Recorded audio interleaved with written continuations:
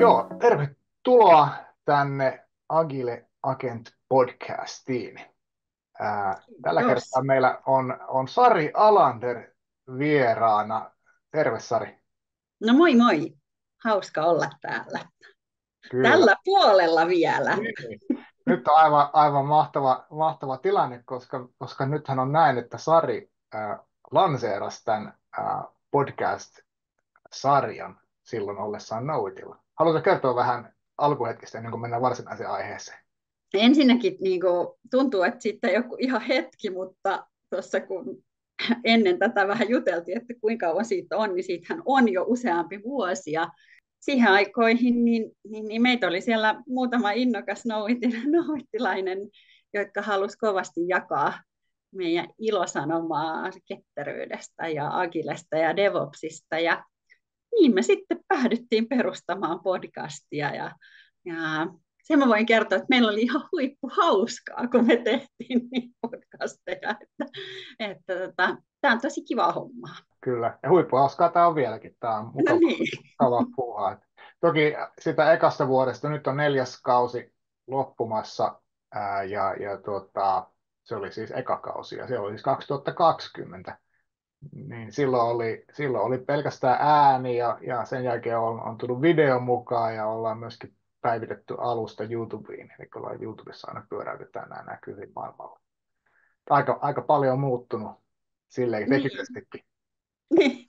Mutta sitten kuitenkin sama hauskuus ja ketteryyden ilosanoman kertominen eri näkökulmista on säilynyt. Ja tässä varmasti nyt sitten kaikki kuulijat on tyytyväisiä oppiessa aina uutta, kun kuuntelee meidän jaksoja. Kyllä, mutta hei, varsinainen aihe tänään on siis DevOpsin oppiminen oikeastaan ja oppiminen vielä DASAn avulla, eli yksi näitä DevOps-ekosysteemin isoja pelureita on DASA, eli DevOps Agile Skills Association, me ollaan Sarin kanssa siinä molemmat mukana, ja vähän puhuttaisiin niistä aiheista, miten DevOpsin voi oppia, vai voiko oppia. Niin No, sen mukavaa voisi lähteä. Ja ehkä otetaan vähän taustotusta meidän taustoihin samalla. Eli mähän on siis kakkosen Kari ja koulutan DevOpsia, Agilea, testausta AI:tä Knowitilla. Ja olen siis yksi DASA-kouluttaja monien muiden aiheiden kouluttamisen lisäksi. Ja ole hyvä Sari, sano sinäkin jotain taustaa. no niin.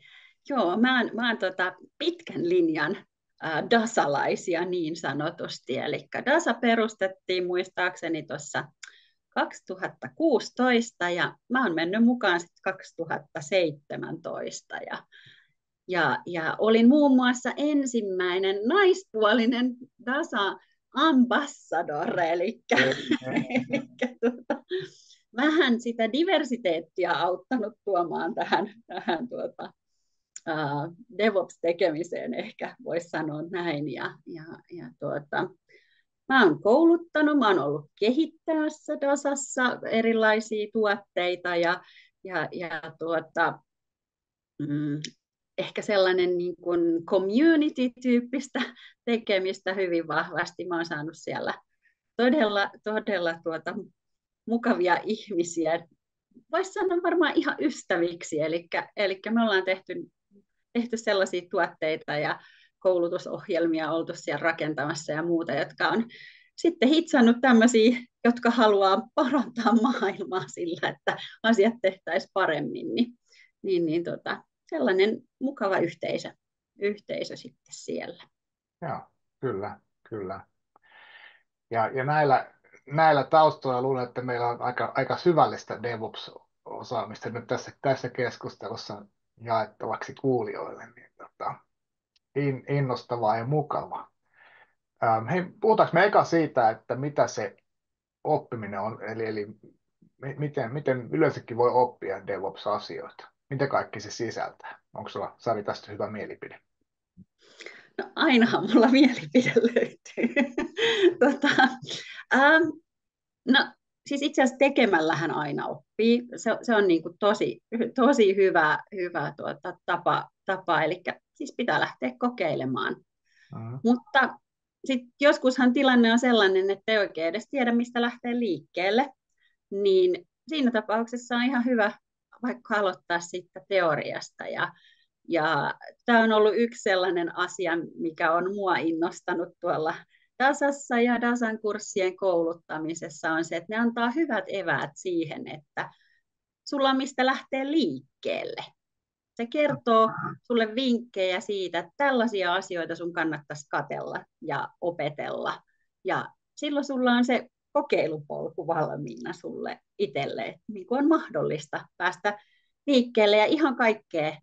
Joka ikistä pyörää ei tarvitse keksiä uudestaan, niin sieltä on se ehkä semmoinen hyvä onnistusalusta niin sanotusti, että vähän teoriaa, paljon käytäntöä ja kun on oma motivaatio kohdallaan siihen, että okei, mä tiedän, että asiat voi tehdä fiksumminkin, niin eiköhän niillä elementeillä pääse aika pitkälle.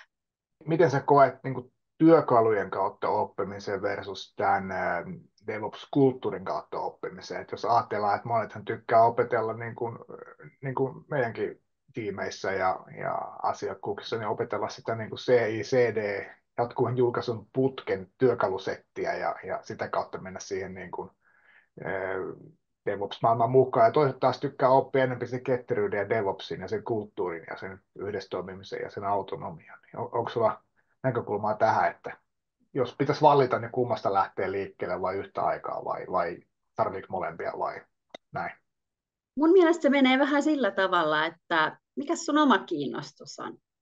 Kiinnostaako lähteä siitä enemmän tekniikasta vai kiinnostaako lähteä enemmän sieltä kulttuurista ja miten toimitaan ihmisten kanssa? Mutta totuus on, että valmista ei tule ennen kuin molemmat on otettu huomioon. Niin. Eli jos ei sulla ole niin kuin tekniikka kunnossa, niin sori, jatkuvaa julkaisua ei voi toteuttaa manuaalisesti. Siinä ei vaan mitään järkeä. Ja sitten taas toisaalta työkalu ei hoida sitä puolta, että ihmisten pitää olla sopinut, miten toimitaan. Ihmisten on pitänyt sopia, että okei, me edistetään näitä teknisiä mahdollisuuksia, mitä meillä on tarjolla. Jos ihmiset jatkuvasti jättää testiautomaation tekemättä ja päättää, että vain manuaalitestaus on ainoa oikea testaus, niin jatkuvaa julkaisua ei voi tehdä, piste. Eli molempia tarvitaan, mutta aloittamaan voi päästä ihan mistä kulmalta tahansa ja mennä eteenpäin. Se on mun mielipide. Se on ihan näin. Ja toinen jännä juttuhan on se, että kaikki ihmiset itse asiassa organisaatiossa, joka haluaa olla DevOps, niin kaikkien pitäisi osata toimia siinä DevOps-organisaatiossa. Muuten tulee vähän niin kuin puolivillainen lopputulos, että ei saavuteta niitä hyötyjä, mitä lähdetään hakemaan. Että se DevOps ei toisin sanoen voi olla vaan jotain, mitä tiimit oppii, mitä koodaajat ja testaajat ja tuotantoekspertit sanotaanko oppii, vaan kaikkien pitäisi oppia. Joo. Eikö näin? Vai Kyllä. mitä kaikkia sidosryhmiä, Sari, näet, jotka pitäisi oppia organisaatiossa jotain DevOpsista? No siis jos olisi ihan sellainen niin kuin, out of the box tilanne, että pääsisi vaikuttaa heti niin kuin alusta alkaen, että miten asioita tehdään, niin kaikille perusopetus siitä, mitä se on. Eli kaikki sidosryhmät niin kuin tarvii. Myyntiä unohtamatta muuten, tai henkilöstöhallintoa, tai laki ja compliance-puoli. Siis hirvittävän usein niin tämmöisissä kokonaisvaltaisissa muutoksissa, niin siellä on vaan unohtunut, tai jotenkin ehkä se ajatus ollut, että me voidaan olla jotenkin tämän ulkopuolella, mutta sehän ei pidä paikkaansa. Onnistunut DevOps tai agile muutos, niin se nyt vaatii kyllä koko organisaation muutosta. Ja itse asiassa johtoa unohtamatta, koska mehän tiedetään, että näistä digitaalisista muutoksista niin hirveän iso prosentti epäonnistuu. Niitä on monet isot yritykset tutkineet. Ja totuus on, että siellä on sitten se johdon heikohko panostus aika usein syynä tai yhtenä niistä syistä, miksi me emme onnistu sen muutoksen läpiviennessä. Mm. Tai voisiko sanoa silleen, että siellä näkyy se, että johto pitää kiinni vanhoista toimintatavoista ja samaan aikaan tiimit yrittää uusia toimintatapoja ja se ei tietenkään hirveän hyvin toimi sitten. No niinhän siinä usein sitten käy. Mm. Siinä on se harhaluulo, Joo. että vaikka johto ei muuttaisi käytöstään, niin me saataisiin jotain niin kuin Mm. erilaista siitä. Mä Kyllä. itse asiassa jätin Scanagilen puhujaehdotuksen, saa nähdä meneekö läpi, mutta laitoin sinne, että mä mielelläni pitäisin tuommoisen työpajan nimenomaan tällaista agile leadershipistä. Ja laitoin siihen, että kun siinä näyttäisi olevan sellainen trendi, että johdolla on sellainen harha, että vaikka he ei tekisi mitään eri tavalla, niin lopputulos muuttuu. Mm. Ja mä en itse asiassa muista, kuka sitten on sanonut, mutta joku on sanonut, että jos tekee asiat koko ajan samalla tavalla ja olettaa, että lopputulos muuttuu, niin ehkä se on vähän määritelmä hulluudelle. Mutta Joo, tämän kanssa täytyy vähän niin kuin tasapainoilla. todella. Totta, todella. Että aika paljonhan sit se kysymys on, että miten me saadaan mukaan DevOps-juttuun ne muut, kuin ne tekniset tiimit. No mutta data-ekspertteinä me tietysti ollaan huomattu, tai miten data on lähestynyt asiaa, niin on sitten ollut erilaisia koulutustuotteita ja muita tuotteita, jotka on suunnattu niin kuin se infon tuomiseksi sinne eri sidosryhmille. Ja itsekin mä oon käynyt puhumassa niin kuin johtoryhmille DevOpsista, että se on ollut ihan antoisa, mutta se ei voi olla sama setti, millä mennään niin kuin paljon pidempi setti helposti niin sitten juttelemaan sanotaanko teknisille tiimeille. Yksi näistä aivan huikeista Dasan kursseista on Dasa DevOps Leader, eli johdolle suunnattu setti. Se muuten ei ole kyllä lyhyt kuitenkaan, se on aika iso setti, meillä on itse asiassa nyt talvella Sari vetämässä tämän kurssin niin Knowitille ja Knowitin asiakkaille. Mitäs ajatuksia sulla on, Sari, Leader-kurssista? No, mullahan on paljon ajatuksia tietysti niin kouluttajana, kun mä toimin myöskin siinä tällaisena assessorina, eli kun toiset kouluttajat kouluttaa, niin mulla on ilo ja onni päästä myöskin sitten vähän katsomaan sitä, että miten eri organisaatioissa sitä muutosta on suunniteltu. Eli kurssillahan tämä sertifiointi tapahtuu tämmöisen opinnäytetyön kautta, mikä poikkeaa hyvin vahvasti yleisesti sertifiointikursseista tunnetusta tavasta. Eli siinä tehdään todellakin transformaatiomuutossuunnitelma, joka sitten esitellään assessorille. Niin mä olen myöskin sillä puolella katsomassa. Ja kurssista nyt ehkä vähän semmoinen, että mä suosittelen tosi vahvasti sitä niille ihmisille, jotka on lähdössä liidoamaan mitä tahansa isoa muutoshanketta. Oli se sitten ketteryyttä, oli se sitten DevOpsia, se voi olla myöskin jonkunlainen digitaalinen loikka tulevaisuuteen, kun siirrytään pilvipalveluihin tai muihin teknisiin uusiin alueisiin. Mutta koska kurssin ideana on antaa ne tavallaan ei tekniset, mutta teoreettiset valmiudet. Ja kurssin aikana myöskin harjoitellaan tosi paljon, tehdään paritöitä ja alueet lähtee ihan todella niin kuin, aloitetaan niin sanotusti perusteista. Eli ihan se, että miten tällainen organisaatio luodaan, missä oletetaan, että on autonomisia tiimejä ja että se johto on leadershippiä.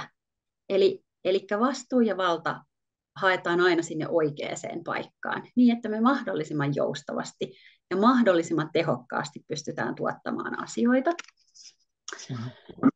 Sen jälkeen mä oon yllättynyt itse asiassa siitä, että miten, sanotaanko niin, että meillä kuitenkin niin kuin tosi usein johdolle koulutetaan niin sanotusti johtamista.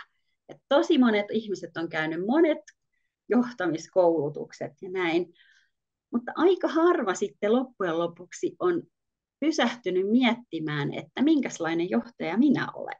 Mm. Mikä on se minun tavallaan tyylini tehdä. Ja sitä, jos on tapahtunut, niin se on ehkä jonkun yhden mallin kautta, ja sieltä on tavallaan annettu vastauksia, että no tällainen sinä olet. Niin yksi asia tässä kurssilla on myöskin, että me pysähdytään miettimään sitä, että mitä se DevOps-johtaminen, millaista sen pitäisi olla.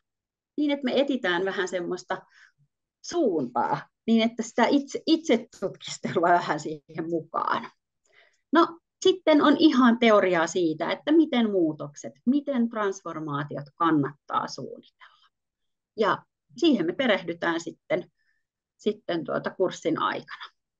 Samoin erittäin tärkeä osa siitä, muutos ei ole niin kuin saneltua koskaan, eikä sitä pysty edes sillä tavalla sanomaan, että nyt me muututaan, vaan siihen sisältyy tosi vahvasti se, että miten kulttuuri, miten ihmiset saadaan mukaan ja miten aidosti se kulttuuri muuttuu. Ja me mietitään sitä, että miten me mahdollistetaan liidereinä näiden asioiden tapahtuminen. Ja taas kerran siihen vähän työkaluja, teorioita löytyy, joiden avulla pääsee vähän tutkimaan sitä, että mitä minä voisin tehdä. No sitten ehkä yksi tosi tärkeä elementti on se, että joskus unohtuu, että ketteryys tai DevOps, niin se ei ole minkäänlaista anarkiaa, vaan se on hyvin vahvasti prosesseja ja on mietitty se, että missä se vapaus on ja millä reunaehdoilla me toimitaan. Niin me harjoitellaan myös sitä, että mikä on hyvä governance tai minkälaisiin prosesseihin kannattaa kiinnittää huomiota. Eli hyvin ehkä tekninen lähestymistapa voisi kai sanoa siinä mielessä. Ja tekniikkaa kurkataan myös vähän enemmän. Mahdollistavat arkkitehtuurit ja teknologiat, mitä tarvii myöskin johdon olla selvillä, että miten mahdollistetaan sitä muutosta.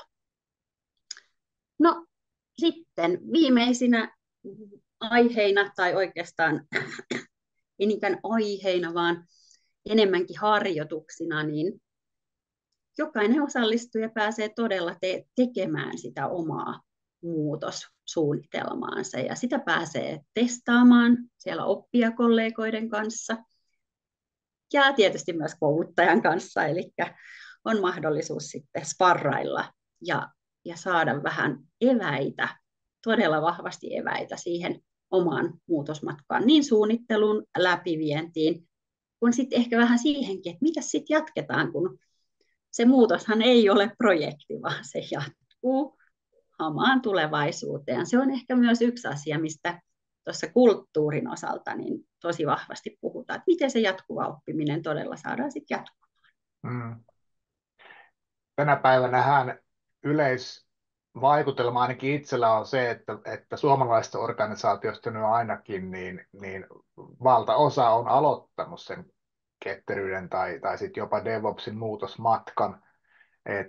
Et silleen täysin niin kuin nollasta aloittavia ei enää niin paljon Suomessa edes olekaan, mutta taas sitä matkaa voi tehostaa ja jatkaa. Onko sulla siitä ajatuksia, miten paljon, jos joku haluaa tulla mukaan ja on jo käynnissä joku vaikka DevOps-transformaatio, ehkä niminenkin hanke siellä yrityksessä, niin mitä sitten saa irti? No, en tietysti voi tietää, miten paljon ihmiset on perehtynyt yleensä ennen kuin ne lähtee näille muutosmatkoille, mutta ainakin me Dasassa ollaan tosi paljon tehty töitä sen eteen.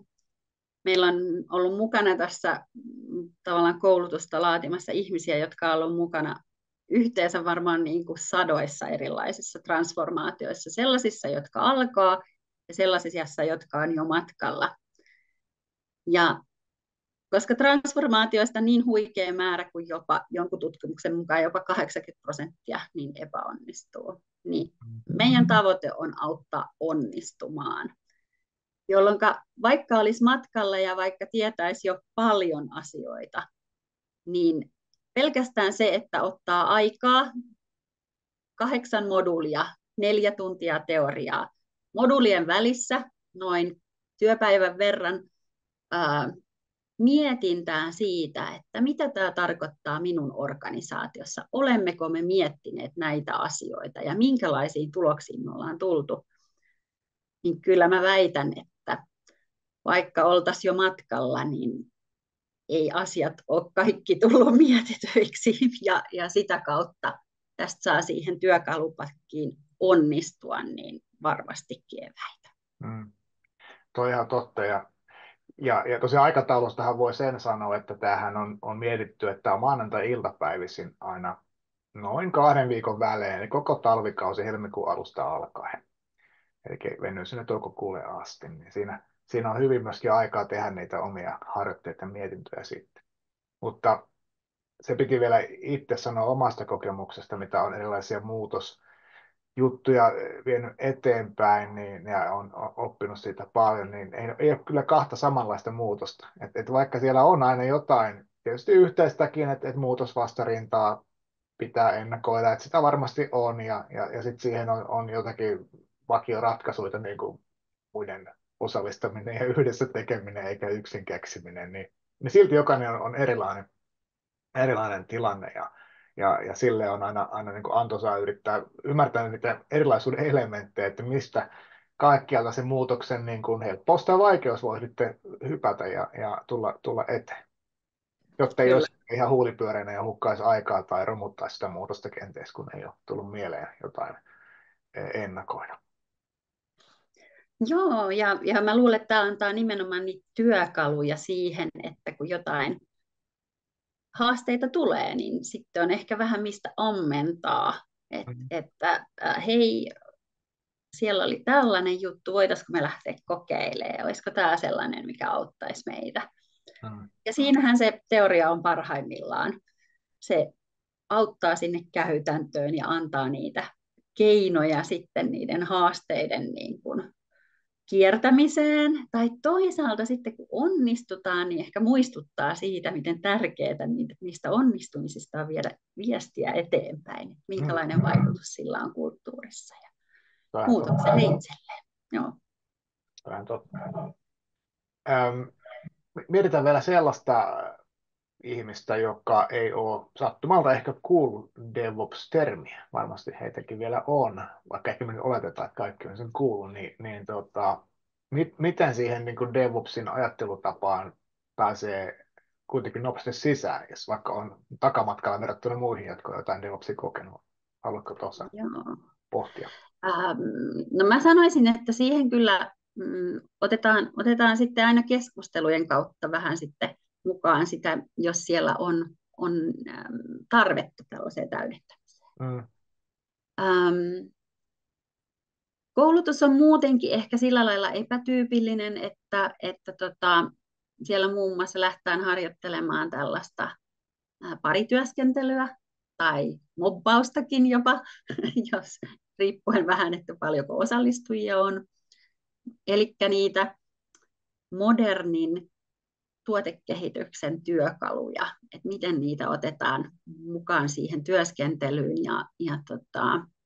Siihen liittyy myöskin se, että silloin siellä voi olla tiimissä niin vahvoja senioreita kuin nuorimpia opettelijoita, eli ideologiahan on sitten hyvin vahvasti se, että me autamme toinen toista.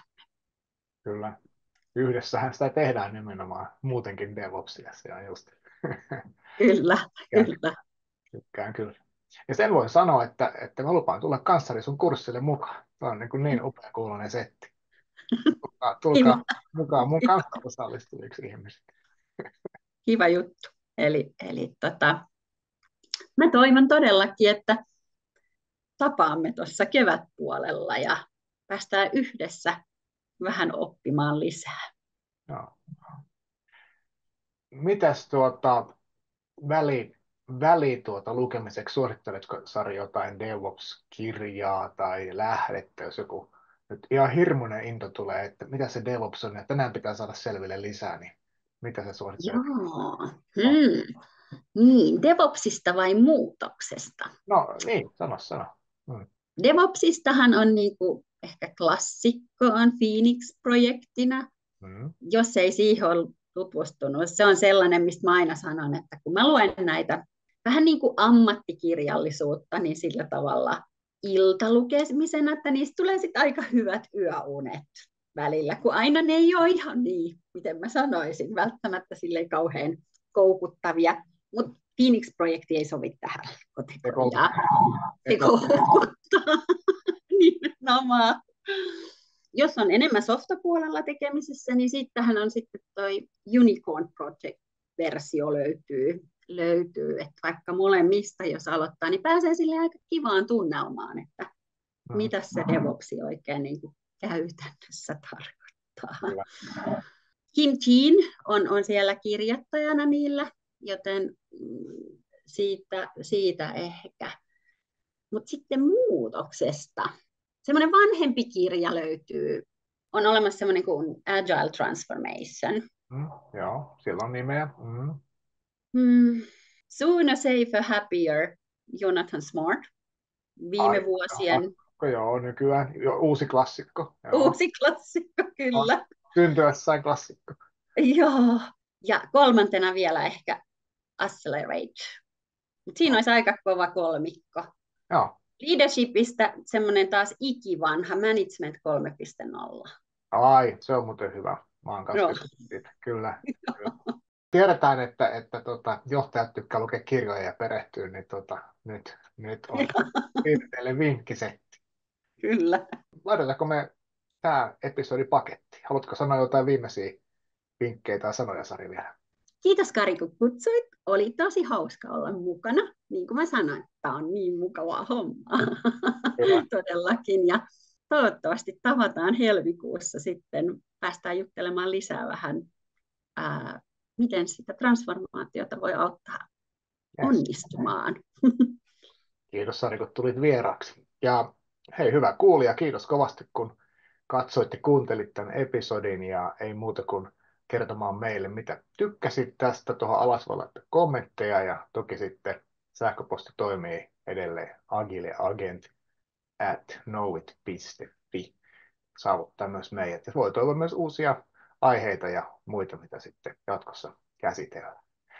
Kiitos vielä ja tervetuloa ja seuraavaan kertaan. Moikka moi!